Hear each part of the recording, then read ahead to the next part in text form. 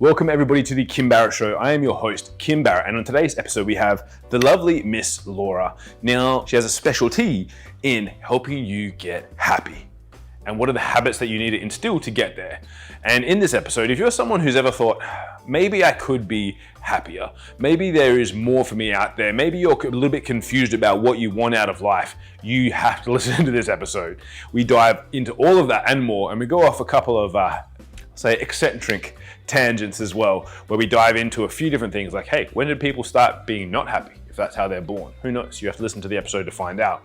And of course, if we can ever help you with your business, maybe make your business a bit happier, head over to www.marketingmogul.com.au and we'll see if we can help you out. But before that, let's jump into the show.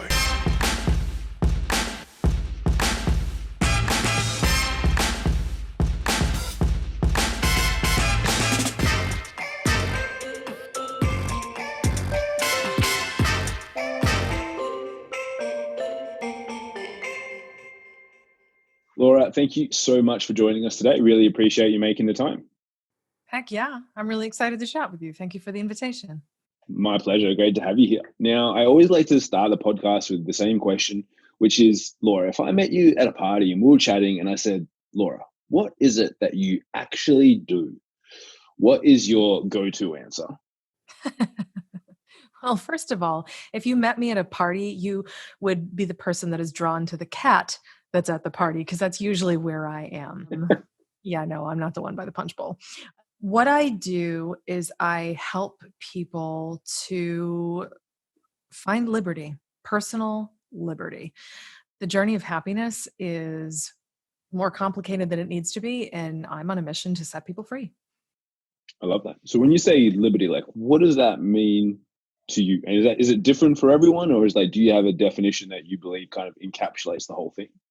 Well, the definition is different for everyone, but at the end of the day, the main point is that we are usually held back from the things that we want by ourselves, by the rules that we put in our own way, the things that we decided to believe because our parents put them there, or society put them there, or because we're trying to be good little doobies and make our teachers happy when we're kids. Like, we get conditioned to behave a certain way, and it effectively imprisons us into this constant cycle of the pursuit of happiness through pursue, achieve, get an emotional high, and then you crash, which is not happiness.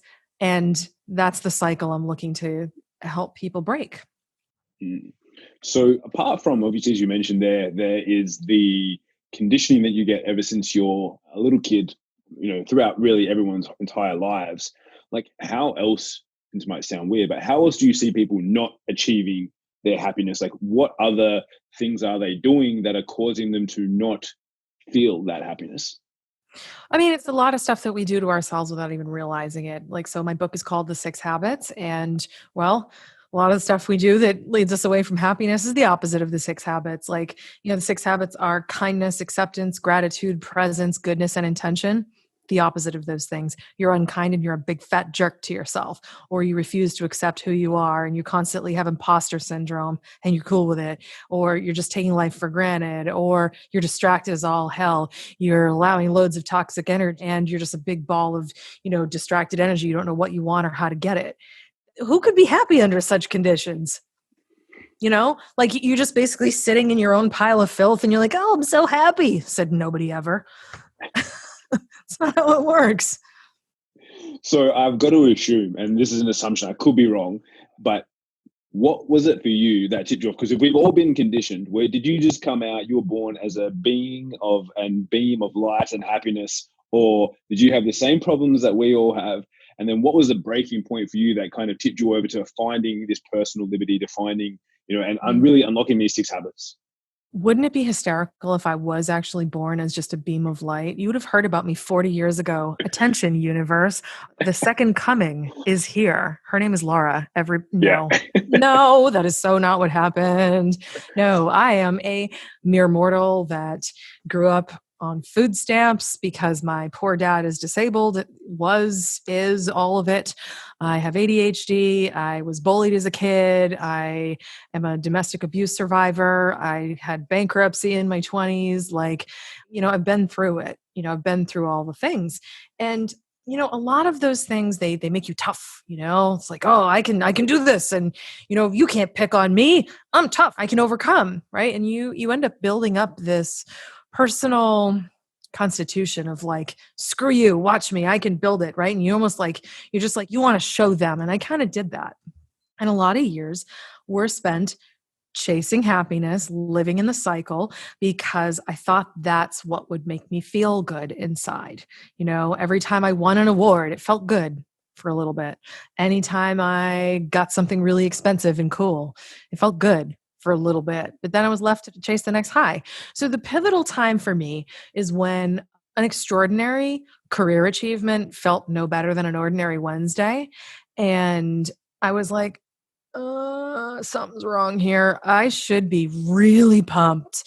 And I'm like basically numb other than all these negative feelings that I have. And oh yeah, it turns out years of stress can actually make you bleed internally. How about that? So I was falling apart. I didn't care. I was bitter. I was burnt out. I was all the things. And I was just having this moment, like this crossroads moments of like, well, I could keep going down the wrong road because at least I know the road and not find happiness, or I could take the road less traveled and actually find it.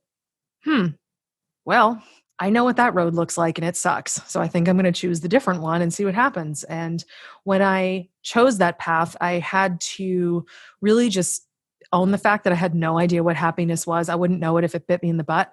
So I had to define it, figure out where it comes from, how it's built, what it looks like, where it comes from inside of us. Like, can you buy it? Like, is it found on a meditation pillow? Like, what is it really? And when I was figuring all this stuff out, that's where I discovered that happiness is the product of 6 mental habits that we all can have.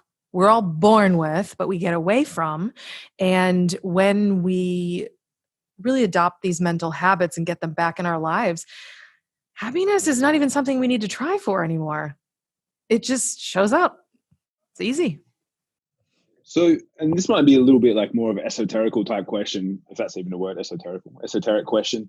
But at what point do you think then human beings, because obviously go back all the way to the beginning of when humans began, depending on whatever you believe where that was, at what point do you think everything changed where if you said we all have this inside of us and we could all be happy if we have these 6 habits, like at what point do you think human beings started to go away from that? Because to me, it would seem that if we all had that possibility, if we didn't have all this conditioning and stuff that happens to us, then we should just be like that naturally, right?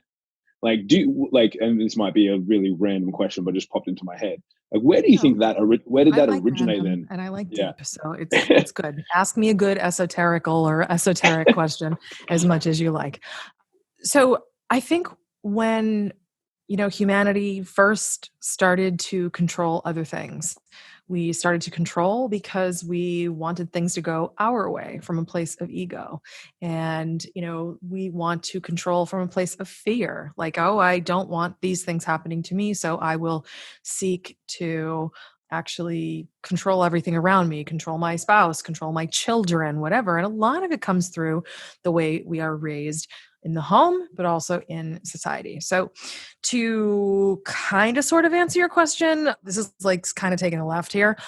People say that the root of all evil is greed or money. Neither of those are true. The root of all evil, and I say that in the biggest air quotes, is actually insecurity. What is insecurity? It is the lack of security. What is security? It's a feeling of safety. So when people don't feel safe in their place in the world, safe in their ability to try something and know they'll be successful, safe in knowing that the world is okay and not out to get them, safe in knowing they can feed for their families, things start to happen upstairs where you get a little nutty and you start wanting to control things. And the desire to control things in response to your fears is where a lot of this lunacy comes from.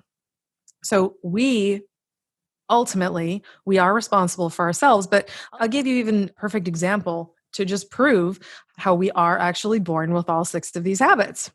Have you ever met a 3-year-old that really, really wants an ice cream cone? Yep. Yup.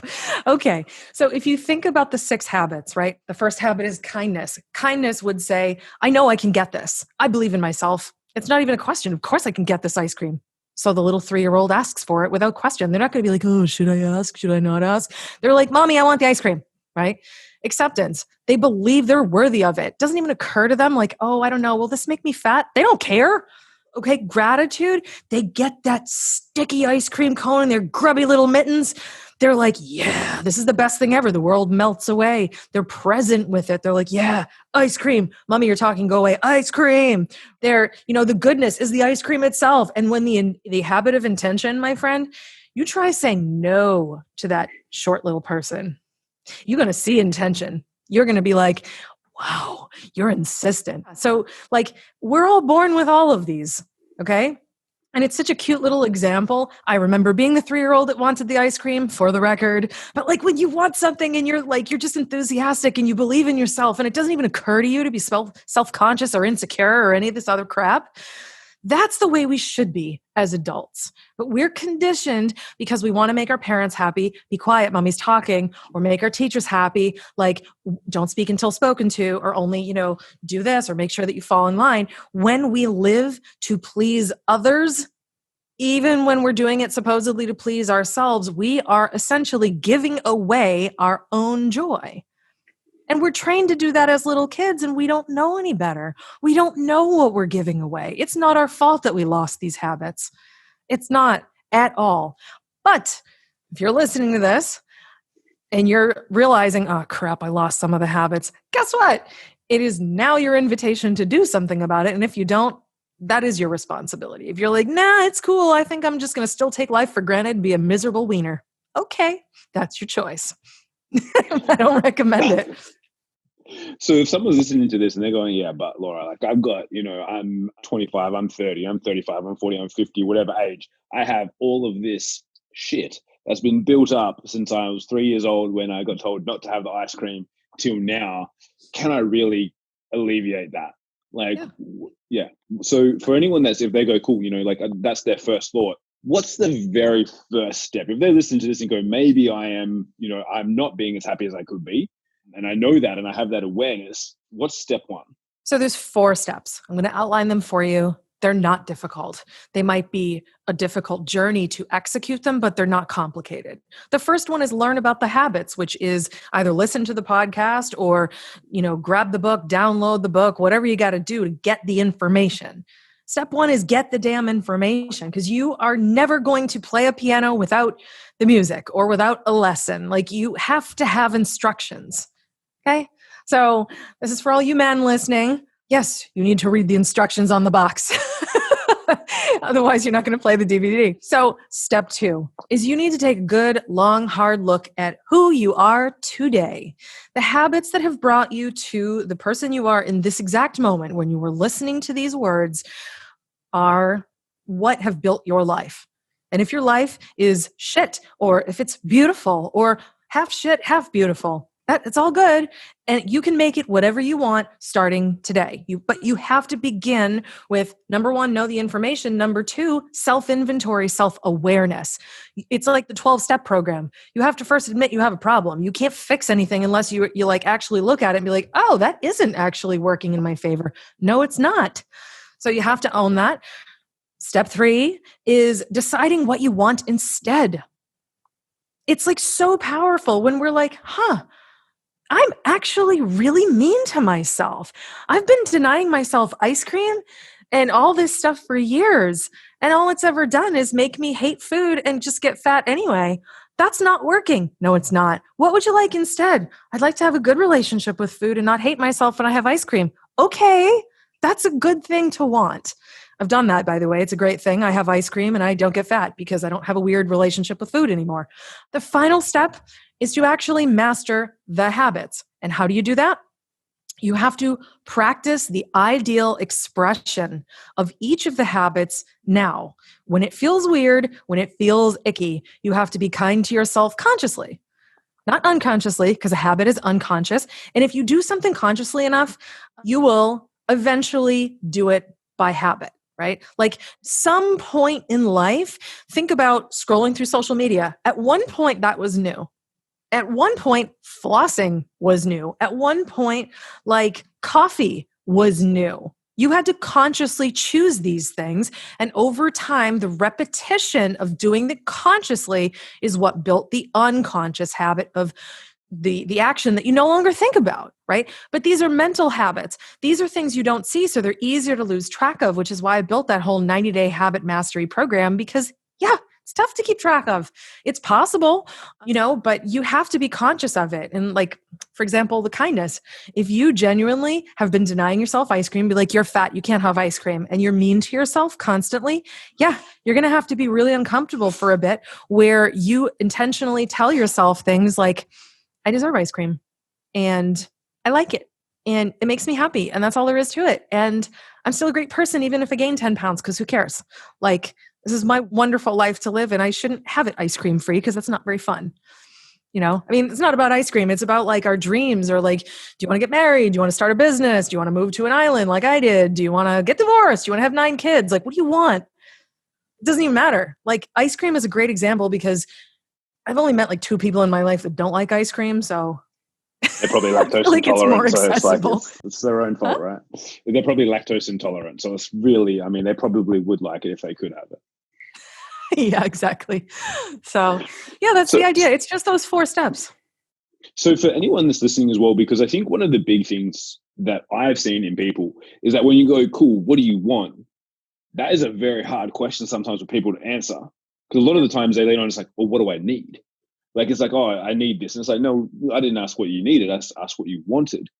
So for yourself, for example, going back to like looping back to what we were talking about at the beginning, when you had your experience with the corporate job, you hit that big high and you're like, oh, this is run of the mill. How did you start to identify what you actually wanted?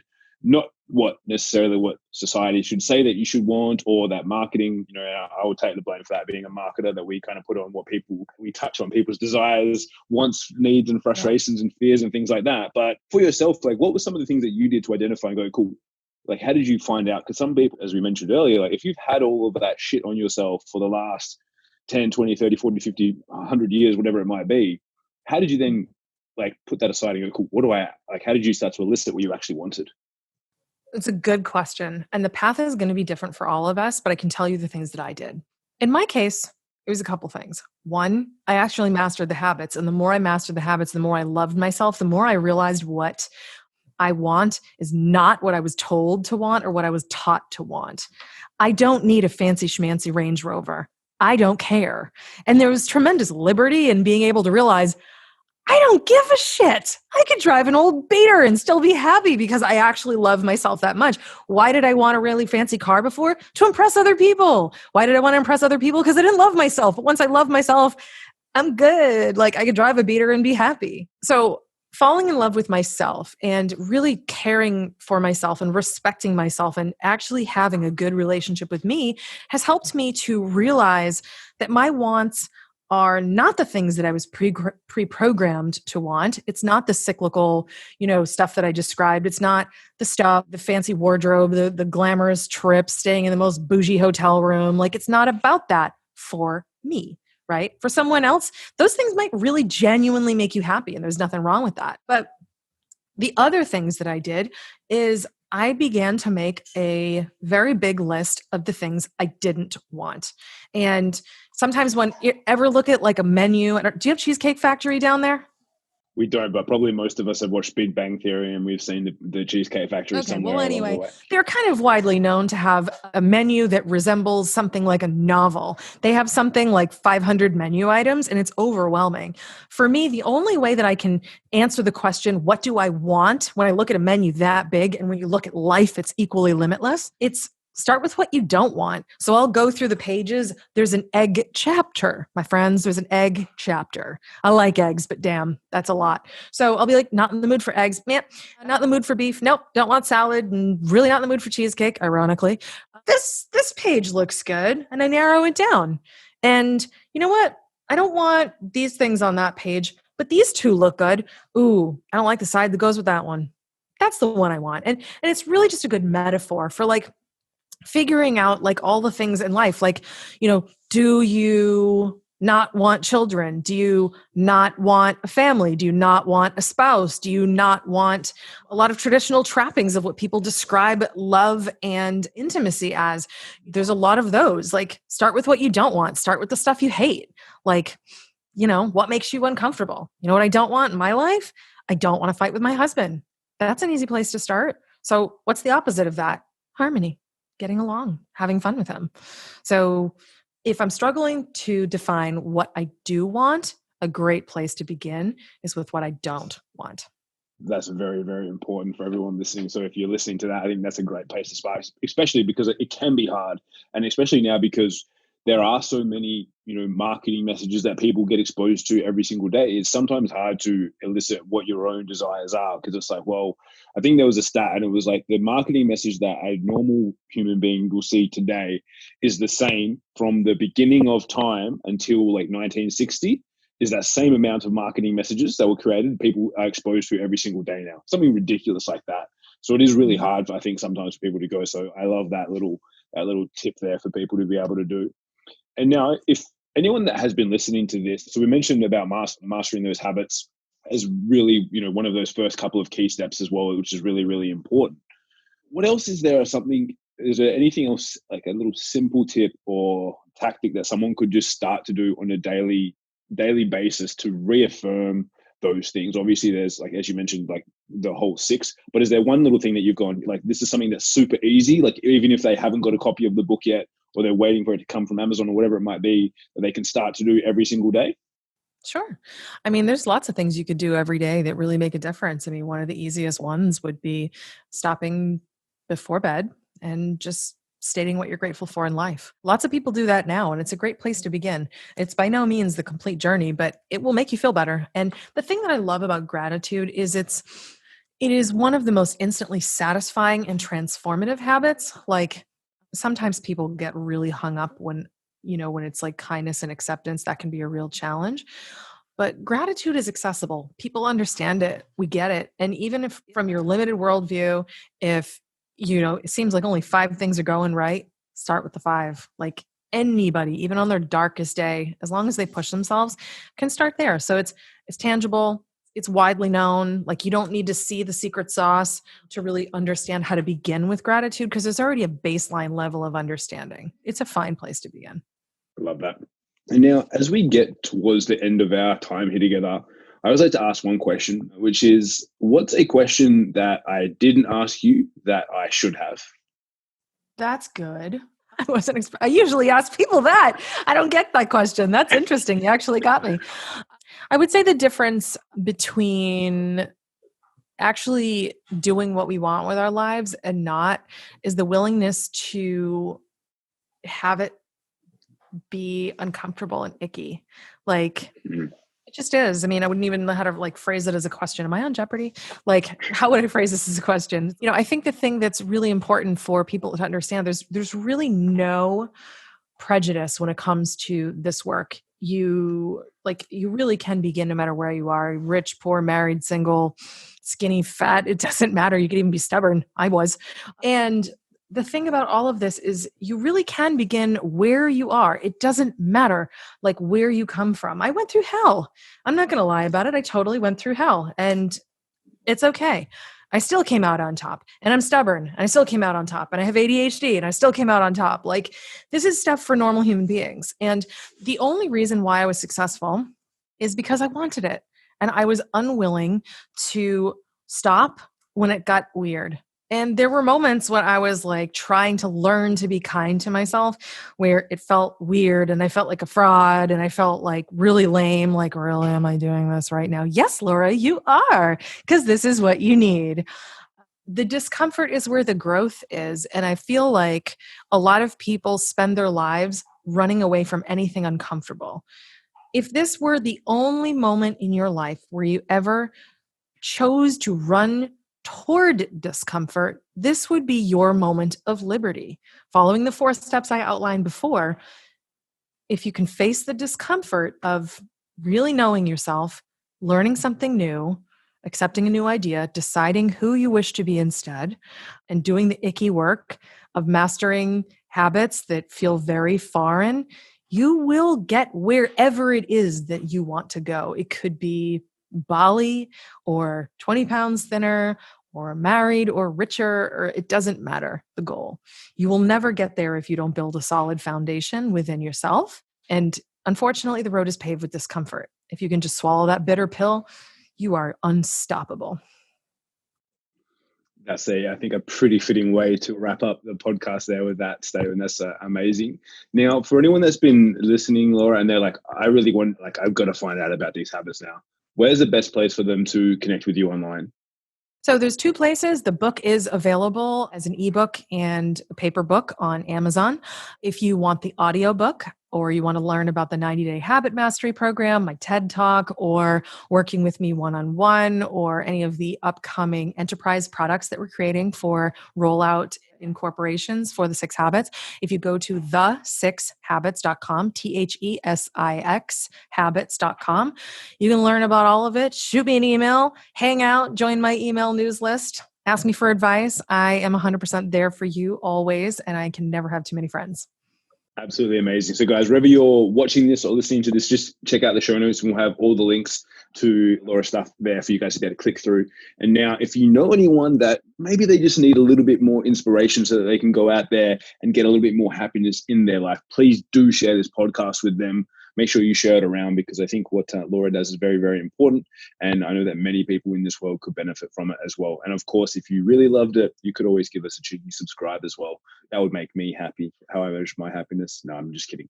Please make sure that you just ignore everything that Laura just said. I like external validation. Yeah. No, I'm happy. I'm happy just with my current 2 subscribers, my mum and my dad. I don't need any more than that, kid. But guys, as I said, please do share this around and check out Laura's stuff and get a copy of the book. I know I will be getting a copy as well. And Laura, once again, thank you so much for joining us. Really appreciate you making the time. Truly an honor. Thank you so much. Thank you.